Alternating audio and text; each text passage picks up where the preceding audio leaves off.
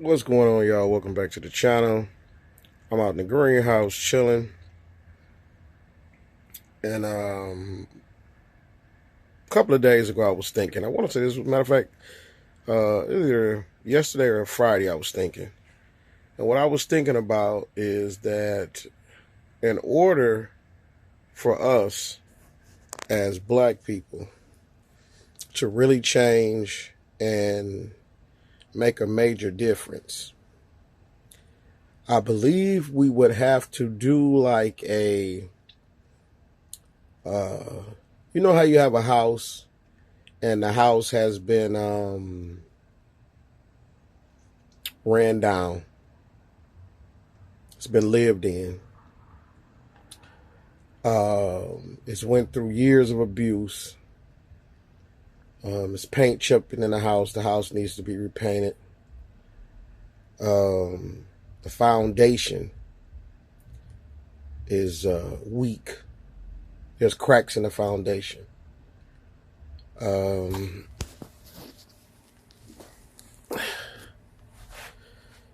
You would go through the house and you would basically have to clean the house out. You would have to demo the entire house, not as the structure, but as far as every room, and down to the bones of just the studs, and start from scratch. Now, when you come into the house and you're thinking about doing this demolition, tearing out the drywall, taking it all the way down to the studs, even redoing the floors, you're thinking about what type of work this is going to take, the time and the energy that you're going to have to put into this, right?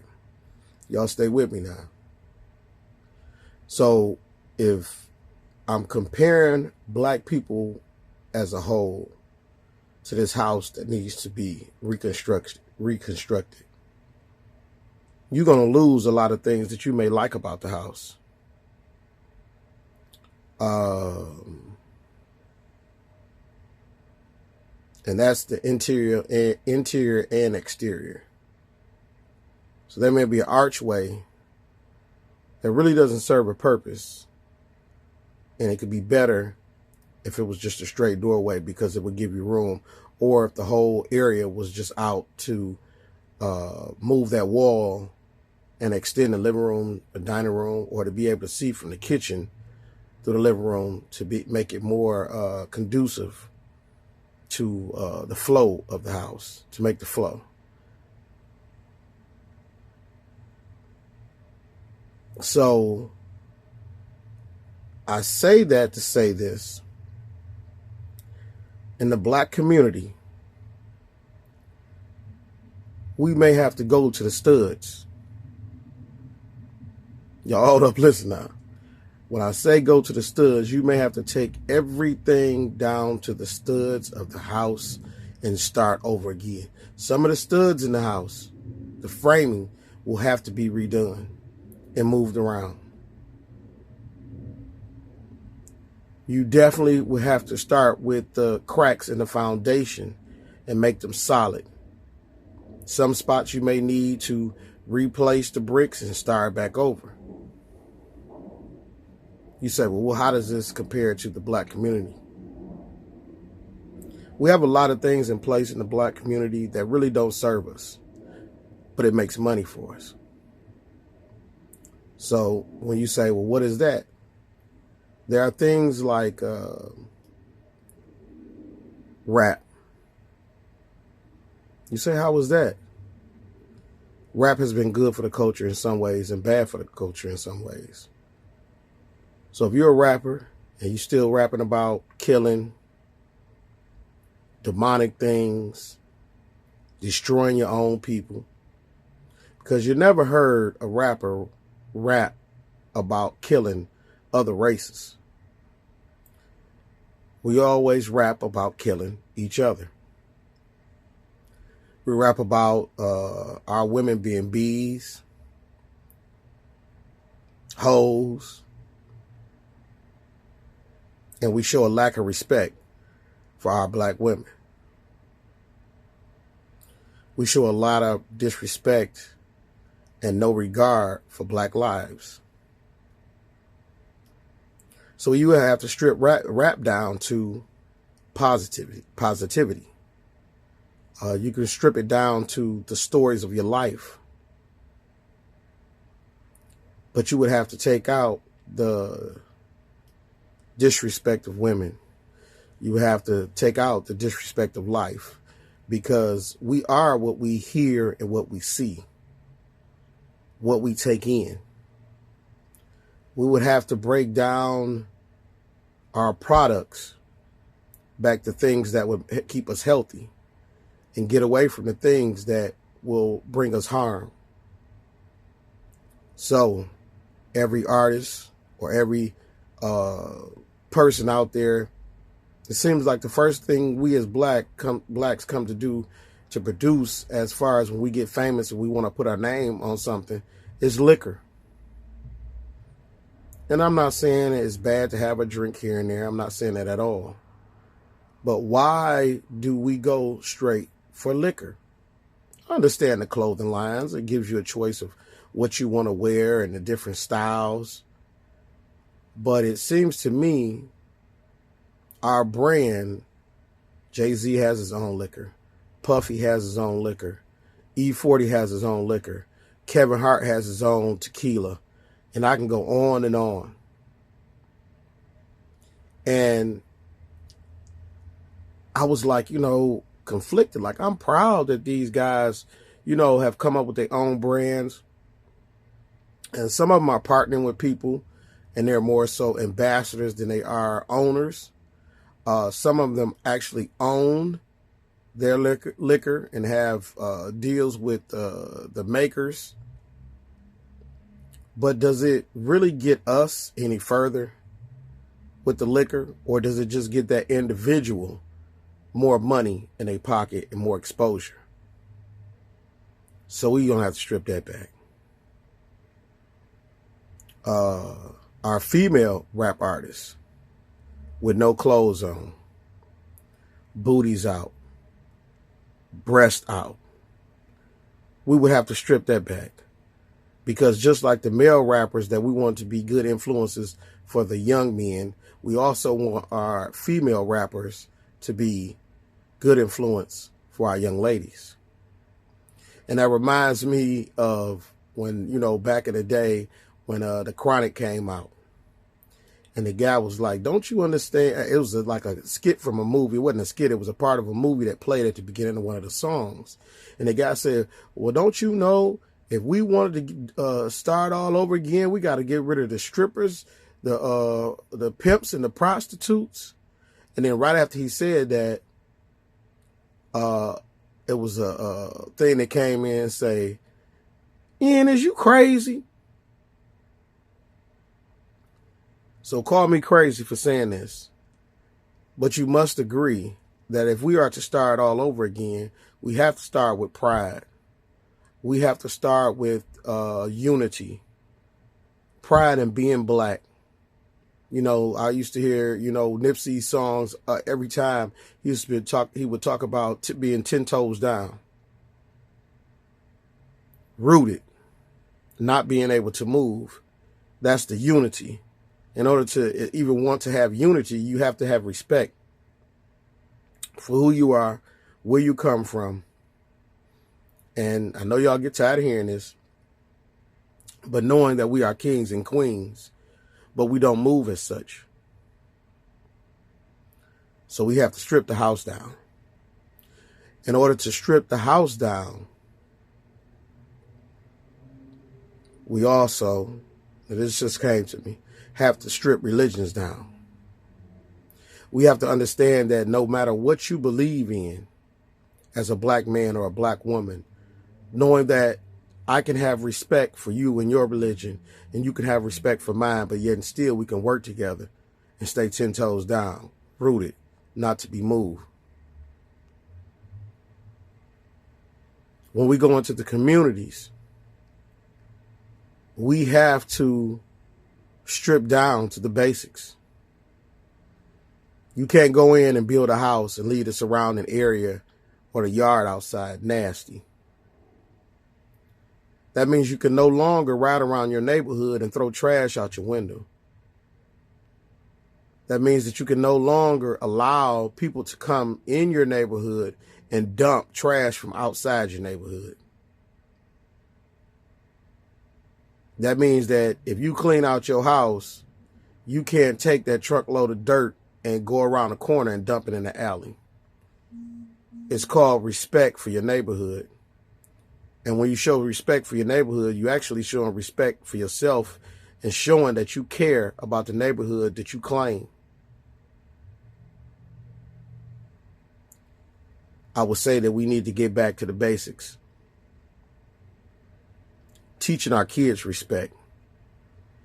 There's a movement of parents that are telling these kids that they don't even have to listen to teachers, that they are right and the teachers are wrong.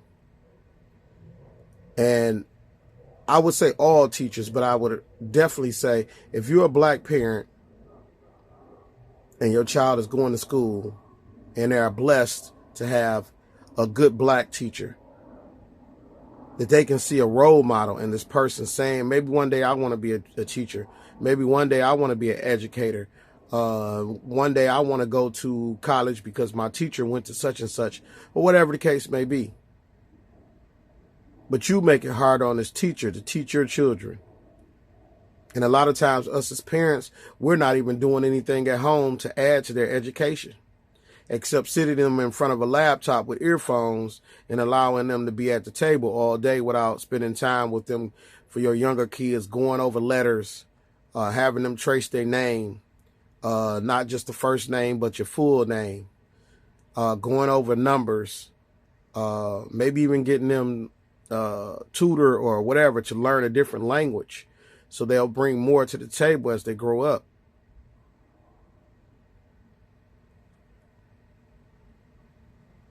But I truly believe we have to be stripped down and a new foundation has to be built, and a lot of things we have to leave by the wayside. It would take athletes in the NFL and the NBA to begin to step down, regardless of how much money they are making, and make a sacrifice for generational wealth.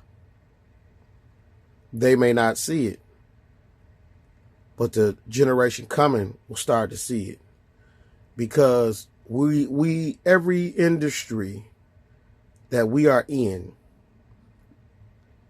9 times out of 10, we don't own anything. NFL players and NBA players, a lot are told how to dress, how to speak, not to speak out of turn. As a lady once told LeBron James, shut up and play. As Donald Trump said, we don't want to hear from you. We just want to see you playing. And if we hear from you, whatever coach or owner that is, they should get rid of you.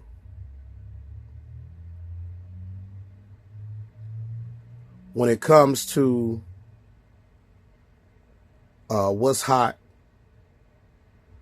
what's popping, what's the drip,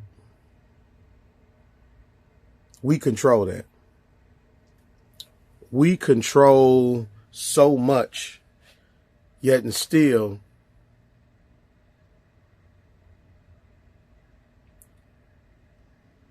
how can I say that? Yet and still, we don't take ownership of that.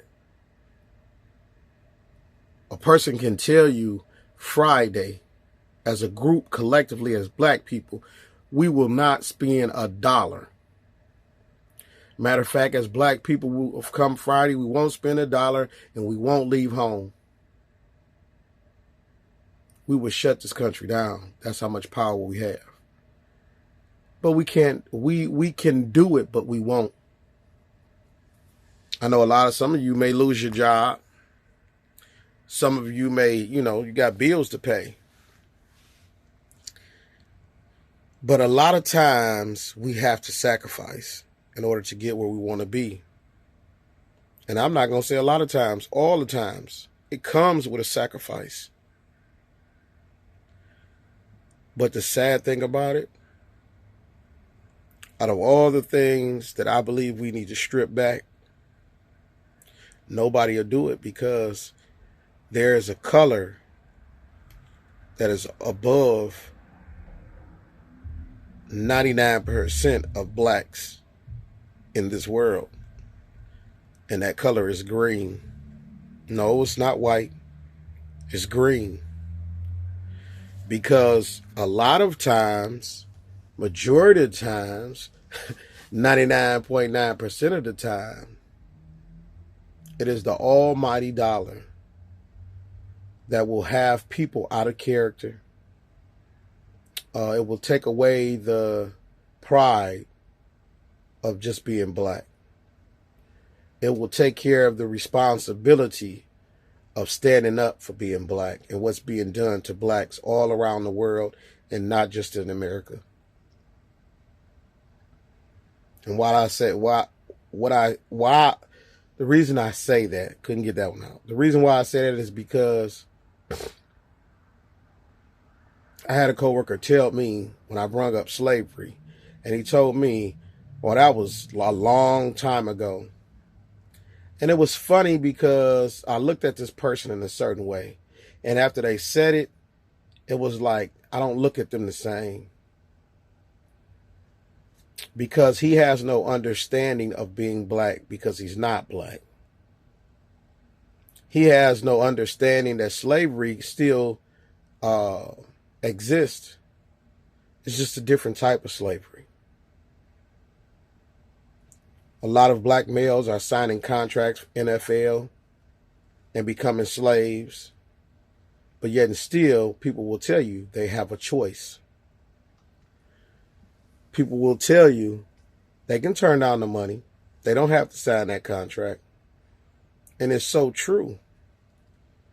But at the same time, when you have a family, a mother, and other people that are counting on you, or you just counting on you, and that is what you love to do, shouldn't you be able to do it and not feel like you gave up your black card, or you gave up your freedom? Shouldn't these owners have respect for the NFL players and the NBA players, or actors and actresses? But they don't.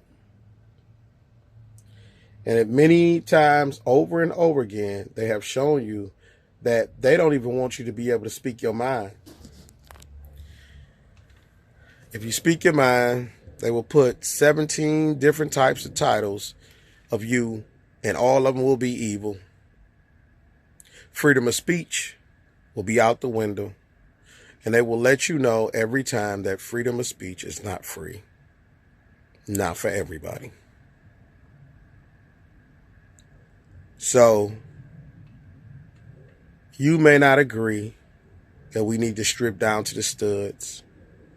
You may not agree that we need to work on the foundation of the house as black people and make sure that the house is on good ground and it can't be moved. We all heard the stories when we were little, the story about the 3 pigs and how they built their houses and which house didn't blow over. We have to build a good foundation, which is being 10 toes down. Like a tree rooted in the ground, you can't move me. Now, I'll never say we'll never do it. But I pray for the day that we do. I pray for the day that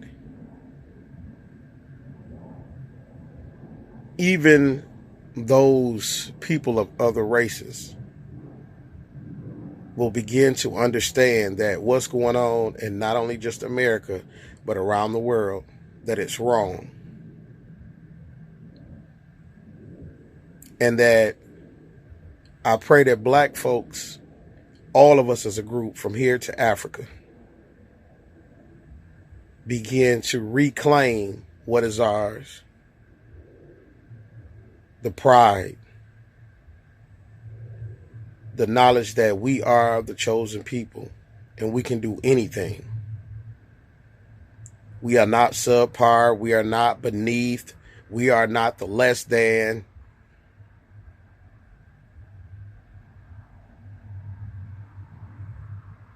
But even in your own life, sometimes you have to strip down to the foundation and start all over again.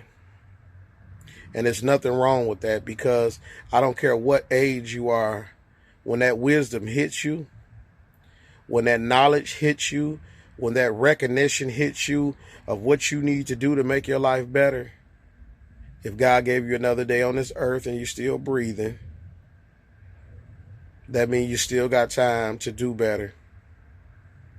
You still got time to heal. You still got time to build.